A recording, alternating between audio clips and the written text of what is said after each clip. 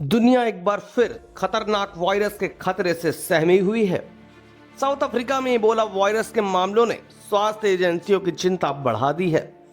Ebola एक ऐसा virus जिसका नाम सुनते ही मौत, डर और तबाही की तस्वीरें सामने आने लगती हैं। लेकिन आखिर ये वायरस कितना खतरनाक होता है? क्या ये हवा से फैलता है? और इंसानी शरीर पर इसका असर कितना जानलेवा हो सकता है?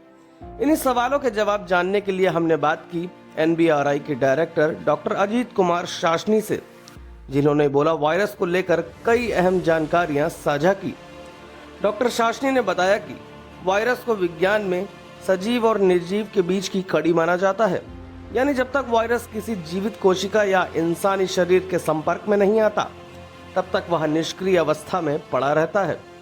लेकिन जैसे ही उसे जीवित कोशिका मिलती है वह तेजी से खुद को बढ़ाना शुरू कर देता है और यहीं से शुरू होता है संक्रमण का खतरनाक खेल। जीवन और मरण के बीच एक कड़ी होता है। जब वो एक्चुअली बाहर जब रहता है वो एक्टिवेट नहीं होता है, जस्ट लाइक डेड। लेकिन जब उसका होस्ट की कांटेक्ट में आता है तो एक्टिवेट हो जाता है। अलग अलग टाइप का वायरस होते हैं। बाल्टीमोर जो है उसको क्लासिफिकेशन किए हुए हैं डिफरेंट वायरसेस को। तो उसमें RNA वायरस है, DNA वायरसेस हैं, सिंगल स्टैंडर्ड RNA वायरस है, सिंगल स्टैंडर्ड DNA वायरस है, डबल स्टैंडर्ड RNA वायरस है, डबल स्टैंडर्ड DNA वायरसेस, ऐसे बहुत सारे वायरसेस हैं। लेकिन वो जो लाइफ साइकिल कंप्लीट करता है होस्ट का अंदर, आइदर वो प्लांट में करता है और एनिमल में करता है और ह्यूमन में करता है। कुछ वायरस ऐसे जैसे कि आप देखे हुए हैं, जो वायरस कोरोना वायरस था वो बैट से निकला हुआ था, वो ह्यूमन में चला गया। तो ऐसे ही डिफरेंट स्पेसिस बैरियर भी क्रॉस कर सकते हैं, प्रोवाइडेड वो म्यूटेट होके वो सर्वाइवल करने के लिए कोशिश करे अपने आप को। इबोला के लिए आप क्या बताएंगे? इबोला कितना खतरनाक है, क्या वायरस है, किस तरीके का वेरिएंट है ये? इसकी वैक्सीन भी नहीं बन पाई है अभी तक। इबोला वायरस हमेशा चेंज करता रहता है। इबोला वायरस एक बड़ा सा आउटब्रेक हुआ था बहुत पहले अफ्रीका में, और उसका बहुत सारा 3-4 वेरिएंट ऑलरेडी निकल चुके हैं।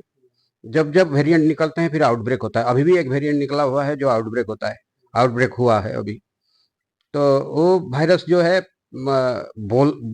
रिसर्च में ये बताया गया है कि वो एयर में नहीं फैलता शायद, लेकिन वो जो बॉडी फ्लूइड्स वगैरह जो निकलता है, वॉमिटिंग वगैरह जो करते हैं, या मल्टीपल ऑर्गन फेलियर होने के बाद जो आता है बॉडी फ्लूइड्स, उसी में से कांटेक्ट में फैलता है। WHO ने जो गाइडलाइन जारी की है कि एक पैंडेमिक हो सकता है, रीजनल पेंडेमिक। तो क्या ये लगता है कोविड के जैसे ही ये एक महामारी बन के आएगा? कितना खतरनाक है सर? डिफरेंस तो है। अभी का जो वार्निंग लेवल है रीजनल पेंडेमिक के ऊपर बताया गया है, इंटरनेशनल पेंडेमिक के हिसाब से बताया नहीं गया है। लेकिन वायरस की वायरुलेंस के ऊपर डिपेंड करता है वो कितना आगे बढ़ सकता है। यह अभी हम बता नहीं सकते बिना रिसर्च की रिजल्ट। इबोला वायरस को दुनिया के सबसे खतरनाक वायरसों में गिना जाता है, क्योंकि इसका संक्रमण बेहद तेजी से फैल सकता है और कई मामलों में यह जानलेवा साबित होता है। विशेषज्ञों का मानना है कि ऐसे वायरस से बचाव के लिए जागरूकता, सतर्कता और समय पर इलाज सबसे बड़ा हथियार है। फिलहाल स्वास्थ्य एजेंसियां हालात पर नजर बनाए हुए हैं, लेकिन इबोला का नाम एक बार फिर दुनिया को यह याद दिला रहा है कि वायरस का खतरा कभी पूरी तरह खत्म नहीं होता।